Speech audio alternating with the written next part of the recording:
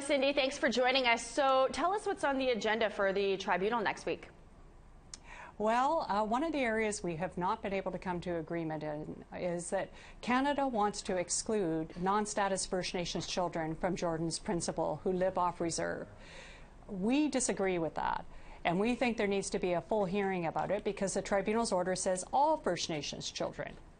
So in the meantime, until that hearing can take place, we would like an order that Canada has to at least help those First Nations non-status kids living off reserve who have urgent needs. And what I mean by that, I mean something like a life-threatening situation or something that if the harm is not addressed, that it can't be fixed. Like, for example, a child who's at risk of going into child welfare care, who, if they don't have the service, will go into child welfare care.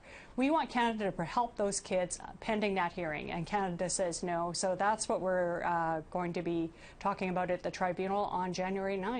Is the argument that these children are, since they're living off reserve, that they would be covered by the provincial government? Is that what Canada's arguing? Well, I think it's going to be interesting to hear what Canada's argument is. I'm not 100% clear on how this makes sense to them, particularly because Canada signed the UN Convention on the Rights of the Child that obligate them to provide services for all kids. And what we're talking about here is just helping kids in the most urgent situation. It's the same thing I'd expect from a citizen. If you or I were walking down the road and we saw a child that was in a life-threatening situation and kept on walking, that wouldn't be okay. And we're saying that to the government of Canada, it's not okay if you ignore it and keep on walking too. You have a duty to help that child. And if you feel that the province should have paid, you can recover the money from them later. But let's help at least these kids who are in life-threatening situations who are First Nations non-status kids off reserve.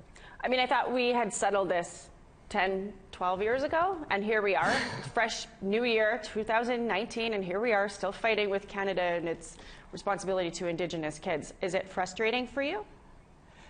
It's sad for me because I know at the end of the day, who's really paying the price are the little children and their families themselves. And I've always said about this case, I measure success at the level of children and families, not in announcements, not even in legal rulings. It's about whether or not we're giving those children the best that they deserve.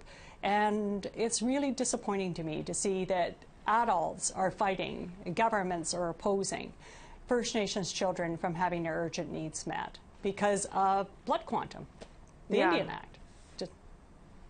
Has there been any movement? Like, would you say that there's been an improvement in the last couple of years, or are you hearing more success stories? Like, give us something to cling to, I guess.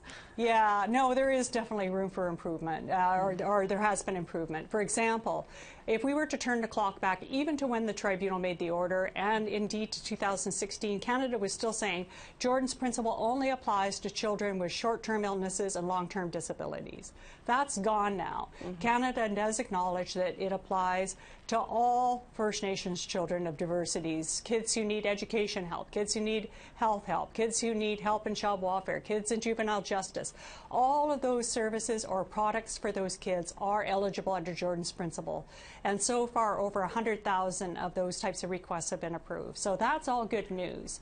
But what we're saying at the Caring Society is we don't feel that any level of discrimination against children is okay. And we need to stand up so that these kids get full culturally based equity. And that's our bar. And we would hope that Canada would see that too and not fight us, but join with us in making that happen. And so how soon do you expect to hear back about a full hearing on this? Well, the tribunal will hear the interim order next week on January 9th. And then we've got several dates set to hear this matter and other matters going up until March. So I would suspect we'd probably be in a full hearing about this question of all First Nations children sometime around the end of April or May. Well, let's hope this 2019 is the year that we get this all ironed out, sorted out, and we don't have to be discussing it again in 2020.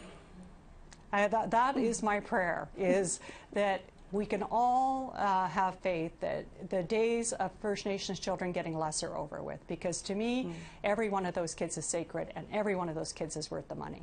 Thanks for fighting the fight, Cindy. It's good to talk to you again, as always.